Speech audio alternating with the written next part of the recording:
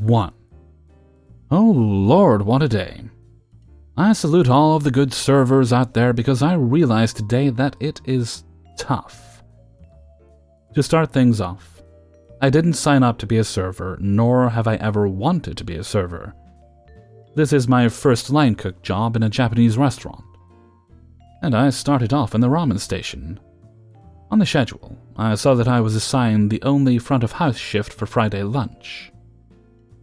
My training consisted of following around a server in between cooking for 2 shifts. The day started off pretty decently, but before I knew it, the restaurant was probably 70% full, 12 tables and 6 bar seats. And with online orders stacking up as well, the restaurant was the busiest that I've seen it in the 5 days I've worked there. To be honest, I was completely overwhelmed.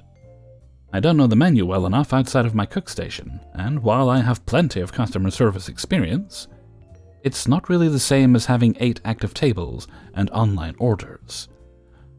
I was also still trying to figure out the table numbers and the point of sale system.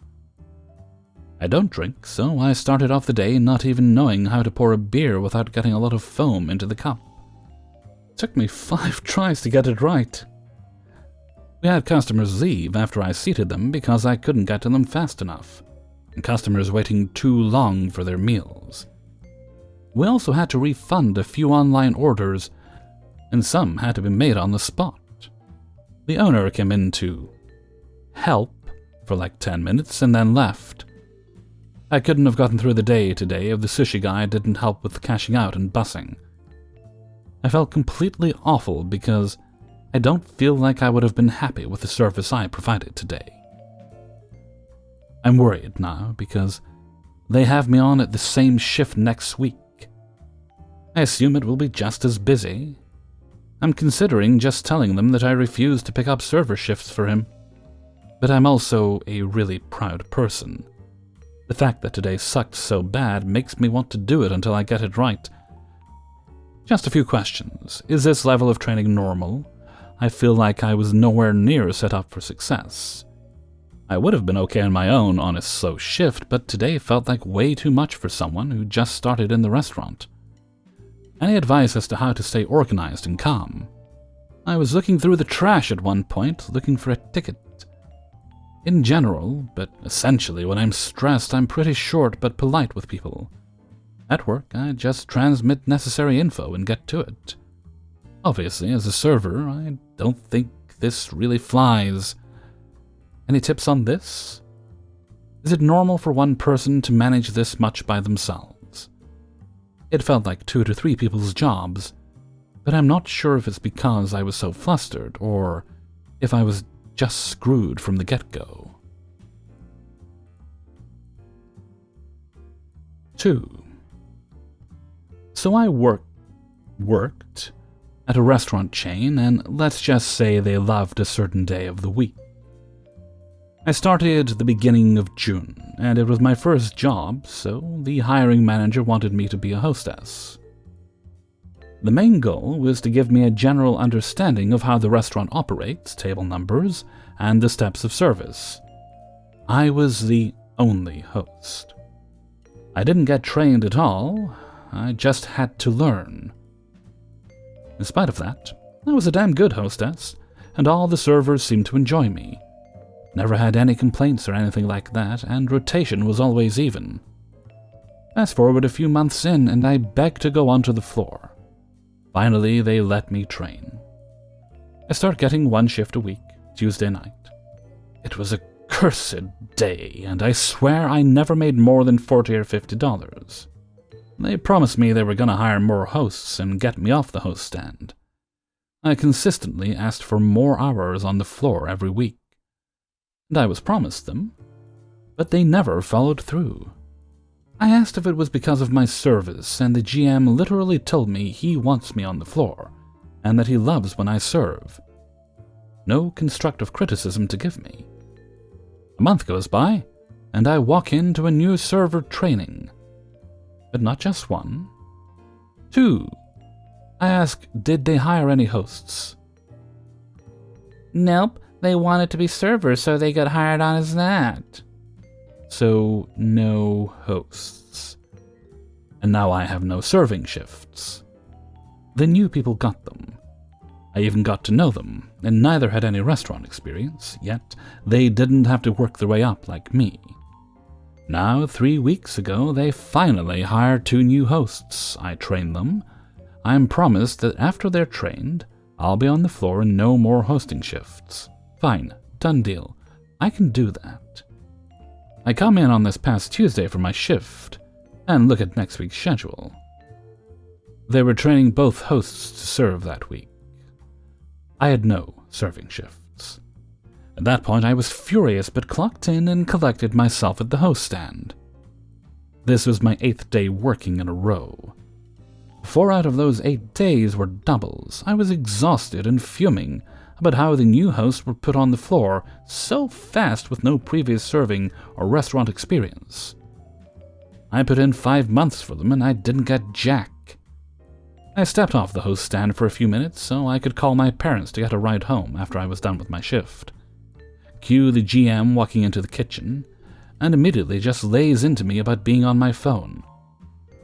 I already asked our shift lead to watch the door for me. It was covered. He didn't even let me explain why I was on my phone. At that point, I realized enough was enough. I dealt with a hostile work environment for 5 months, just dealing with the bullshit because the serving money was great, and would be worth it in the end if they'd just schedule me on the floor. But alas, they didn't give a shit about putting me on the floor. I realized in that moment that they were only using me for a position that could not be filled because they couldn't retain staff. They were dangling serving like a carrot over my head to keep the only hostess they had. So I looked at my manager and just laughed. Then I grabbed my stuff, paid for an Uber, and quit on the spot. I waited outside the front doors and watched my manager have to host for 20 minutes until my Uber got there. Hopefully, my next restaurant will actually give me a chance. 3. I worked at this pizza place for almost 2 years. When I was hired, I explained to the GM I needed either Saturday or Sunday off, as my full-time job was Monday through Friday. I told him I needed 1 day off to relax and not burn out. We had 4 supervisors, 1 was good and knew his stuff. The other 2 were cooks that were both promoted up a month earlier. One of the 2 was good, and the other, well, she couldn't make a deposit or run a shift successfully. After months, the GM keeps scheduling me both Saturday and Sunday. I went to the GM and told him I need to start getting Sunday off, as I needed 1 day to relax and spend time with my girlfriend. He kept claiming there was no way I could have either of those days off, and that he scheduled me morning shift so I could have evenings off. I told him, I get off if I'm lucky by 5 p.m. to get home, shower, change clothes, and might be able to meet my girlfriend by 6:30 on a good day. She has to get up for work at 4 a.m., so she goes to bed at 8 p.m. We only might be able to have a quick dinner somewhere, but no way we could go to a movie or anything else. Well, that isn't my problem. Work comes before personal life. I put in my 2-week notice the next week, and the regional manager begged me to stay. I lied and told him I got a new job. On my last day, the whole crew bought a cake and used their own money to buy it. As I was a jokester, I would do fun things daily to make everyone laugh, i.e., for example, shut the door to the freezer and turn the light off while the cook was inside. Or dump a handful of ice down the back of their shirt, etc. Just as they congratulated me, they all had frosting on their hands and smeared it on me as I blew out the candle. Of course, this started a food fight. We all laughed, and I thanked them. About 2 weeks after I quit, I decided I wanted a pizza and ordered online delivery. As I opened the door, the delivery driver did a double take and said, "Wait, this is where you live?" Yes, I used my roommate's name, so no one knew it was me ordering the food. The driver started laughing and told me, "You got out just in the nick of time. Greg was here illegally and was deported back to his home country. Nicole got pregnant and was put on bed rest, so it left the GM and Tina to manage the store." I cringed and stated, "Oh my god, you are right. I'm so glad I left." the GM would have tried to force me to work 5 to 6 days a week. Aftermath. A couple of months passed, and I again ordered pizza. The same driver as before came by and was smiling ear to ear. "Boy, you missed all the fireworks. It just happened last week." The GM was cashing former employee payroll checks and depositing them into his bank account, so they fired him immediately. 4. I work in somewhat of a fine dining steak restaurant. We get all walks of life in the restaurant, and I've worked there for almost a year, so I'm used to the diversity of customers and know what to expect. So last night, towards the end of a 12-hour shift, I had 3 ladies, roughly 20 to 23 years of age, come in and sit in my section. I go up and greet them as normal, and they all look confused at the menu. So I went through and gladly explained menu items to them and descriptions and what we had to offer. 2 of the 3 end up ordering the ribs that we have, while another orders a chicken dish. I checked on them in between the times they order and when food came out, and after I had dropped off their food, the 2 girls both claimed, "Oh, I didn't know we were ordering full racks." I had explained that is what is listed on the dinner menu as full racks. They literally didn't say anything after that, so I asked if there was anything else I could get, and after headshakes, I said, "I hope you guys enjoy," and walked away. After about 5 minutes, I stopped back by, and the girls looked at me and said they didn't want the ribs. I had asked what was wrong, and they said they were too salty. The other woman who had ordered one of our chicken dishes with a side of fries had asked if I had given her steak fries or regular French fries. I explained to her that steak fries are just a certain cut of French fries, and that they aren't actual fries made out of meat.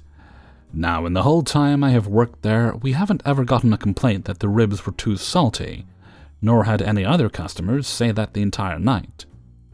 They had already eaten their sides, loaded baked potatoes, so I had said I would take the ribs and send my manager over. Corporate, so if a customer complains, they want a manager directly involved. He goes over and then comes to me and explained he would take the ribs off, and he gave them menus for them to get something else, but that since they already ate the potato, we will still charge them for it. I go over after a couple minutes, and one orders a cheeseburger, and I explain the difference between medium well and well done, and that the other one decided just to order fries. At that time, I had explained to them they would still be charged for the baked potatoes they had already eaten, but I'll get their food out to them right away. Again, I offered drink refills. While they were waiting for their food, I had gone over to make sure they were okay and had offered to get drinks and refills, as they were running low and all of them had declined. So when the food comes out, I delivered it and asked them if they needed anything else. And then they also said no. And the other girl had not touched the last half of the chicken in quite a while, so I asked her if she wanted a box, and she said no, she was done. So I'm taking the plate away. And after about 15 minutes, the girl with the cheeseburger has not touched it. So I went over and asked if everything was okay, and they said yes. Then I offered to-go boxes and asked them how they wanted the checks, and they said they were going to be all separate and that they want to divide the appetizer. After dropping off the checks, the girl who ordered the chicken had asked for corporate's number. I had immediately told her that I would go ahead and get my manager, because obviously she was upset about something. My manager goes over and talks to them and comes back to me, and said that they don't appreciate how they were being treated and were pretty much implying that I was being racist towards them. I can guarantee you I'm not a racist person. This is at the end of my shift of a long day, and at this time they were being short with me. So I was trying not to indulge in too much conversation with them, as I was just trying to give them service that I would give anyone else at this time. I'm literally baffled at this moment, and my manager offers to go ahead and drop the checks off after I run them, which I did so directly in front of him. After a couple minutes of him dropping them off, one of the girls waves me down and says as I come over, "You charged me extra. My bank account has less money than what it should." I had explained to her that I ran her card for the right amount, that there is the itemized receipt, and there is a receipt where she would sign for the amount, and that both of those amounts matched. She continued to say that I charged her the wrong amount, so I told her I would grab my manager at this time, and he also explained to her that I charged her correctly. All 3 of the girls eventually left, and all 3 girls had stiffed me. Honestly, at this point, I wasn't too surprised. More often than not, we see a lot of customers come in and literally complain just to try to get free food. The whole situation had me upset for quite a while, so my manager had to reassure me that even if they did call corporate, that I would not lose my job because he stood by me and he saw everything that happened. But eventually, it's just one of those things that you'll always have those customers who aren't happy and will always try to just get free things. And if they don't, will try to make your life a living hell and will make you feel that you're doing something wrong. 5. I have a work situation. I work in one of the nicest restaurants in town. It's brand new, gigantic, expensive, and higher end. And the management in both the kitchen and the front of house is absolutely destroying it. We keep losing servers. Business has been terrible because the management doesn't care about customer retention. We are too expensive and the kitchen is inconsistent for the prices we charge. We've been getting slower and slower, and holidays are the busiest times for restaurants. I just got my paycheck and it's absolutely nothing for 2 weeks of serving. The owners are these multi-millionaires and they don't care if we starve. They even decided to open on Christmas Day on a month's notice, because we are the only restaurant open on Christmas Day. We have to be there for the community. Absolutely ridiculous. The final straw was last Sunday. We had 2 people in the kitchen, including head chef, so just him and 1 other person. So the food was slow and wrong. On kitchen's end, we had 3 servers, no busser. We started off with a big table, 25 plus people. I split it with my coworker and we had extra tables on the side. Big groups too. The big top were rude as hell, demanding, impatient, and they all claimed to be in the restaurant industry. At the start of the meal, they ask if we can split the check 25 plus ways. I nearly dropped the tray I was holding. I said, "No, we are understaffed and company policy is 4-way per table." No way these guys work in the industry, I thought to myself as I walked away. I go to grab my manager so he can explain the exact same policy I told them. He does. Okay, cool, I thought. Fast forward towards the end.